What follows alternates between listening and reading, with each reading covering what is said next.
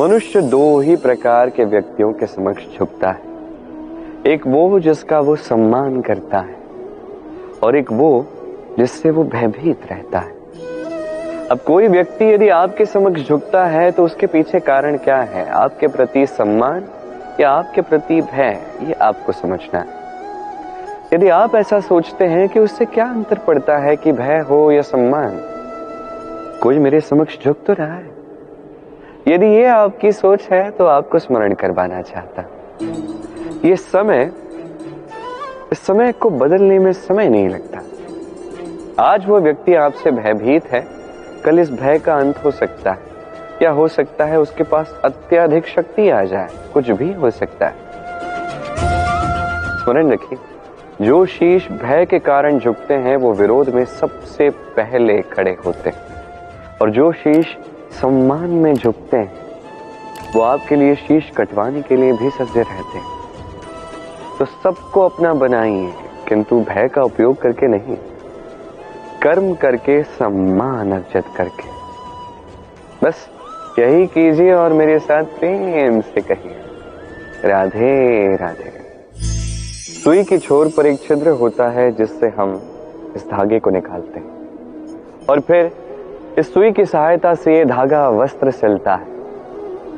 किंतु ये धागा कभी इस छिद्र में प्रवेश कर ही नहीं पाएगा यदि ये सीधा नहीं होगा। यदि इसमें कोई गांठ होगी तो वो कभी इस छिद्र से प्रवेश नहीं कर पाएगा। ठीक इसी प्रकार यदि आप किसी के जीवन में प्रवेश करना चाहते हैं, किसी के हृदय में प्रवेश करना चाहते हैं, तो आपके मन को भी सीधा होना होगा। इसमें कोई गांठ नहीं होनी चाहिए, अर्थात मन में कोई मैल नहीं होना चाहिए, कोई कुविचार नहीं होना चाहिए। यदि होगा तो आप कभी किसी के जीवन में प्रवेश नहीं कर पाएंगे, और यदि किसी भूलवश आप प्रवेश कर भी लेते हैं तभी उनके हृदय में कभी बस नहीं पाएंगे। स्वयं को धागे की भांति बनाएं, सीधा। मन में कोई भी कुविचार नहीं होना चाहिए, सबके प्रति मन में सद्भावना होनी चाहिए, शुभ विचार होने चाहिए। ऐसा करते जाइए, एक दिवस ऐसा आएगा जब इस समस्त संसार के हृदय में आप बसेंगे, और तब हृदय प्रसन्न होकर कहेगा, राधे राधे। सूर्य मुझे बड़ा भाता है, प्रतिदिन मुझे कुछ नया सिखा जाता है। कभी सूर्य को देखिए, 4 पहर तक ये अंधकार से लड़ेगा, फिर धीरे धीरे उदित होगा। पहले लाल, फिर केसरिया, फिर श्वेत रंग धारण करेगा, धीरे धीरे आकाश में ऊपर उठेगा और फिर समस्त संसार में प्रकाश फैलाएगा। ये सूर्य की तपस्या है, उसका धैर्य है, उसकी प्रतीक्षा है, उसका परिश्रम है, जो उसे संसार में सर्वोच्च स्थान मिलता है। यदि आप भी इस संसार में सूर्य की भांति महान बनना चाहते हैं, सूर्य की भांति इस संसार में सर्वोच्च स्थान पाना चाहते हैं, तो आपको भी सूर्य की ही भांति तपस्या करनी होगी, प्रतीक्षा करनी होगी, धैर्य रखना होगा, परिश्रम करना होगा। तभी इस संसार में सम्मान भी मिलेगा, यश भी मिलेगा। आइए मेरे साथ प्रेम से कहिए, राधे राधे। मनुष्य वर्तमान में अपना जीवन व्यतीत करता है, और उसके जीवन में भूतकाल और भविष्यकाल दोनों का महत्व होता है। ये भूतकाल जो बीत गया, जो केवल जीवित रहता है हमारी स्मृतियों में, और भविष्यकाल वो जिसकी मात्र हम कल्पना ही कर सकते हैं। अब भूतकाल की कुछ स्मृतियां ऐसी होती हैं जो हमारे लिए आनंदमयी नहीं होती, कटु होती हैं, दुखदायी होती हैं, पीड़ादायक होती हैं। हम जो कुछ भी कर लें उसे तो बदल नहीं सकते, किंतु भविष्यकाल, उसकी रचना तो हम कर सकते हैं। यदि आज हम श्रेष्ठ कर्म करें, यदि आज का ये दिवस हम आनंद के साथ व्यतीत करें, सुख के साथ व्यतीत करें, एक एक क्षण हम आनंद और प्रेम के साथ व्यतीत करें, आज के आपके ये कर्म आपका भविष्य निर्धारित करते हैं।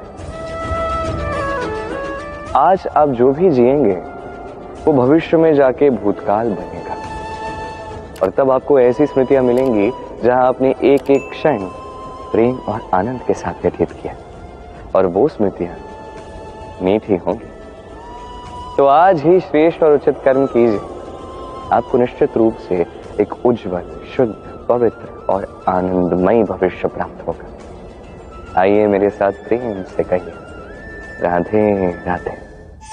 मनुष्य का जीवन होता है उसकी यात्रा, और हर एक की जीवन यात्रा का लक्ष्य भिन्न होता है।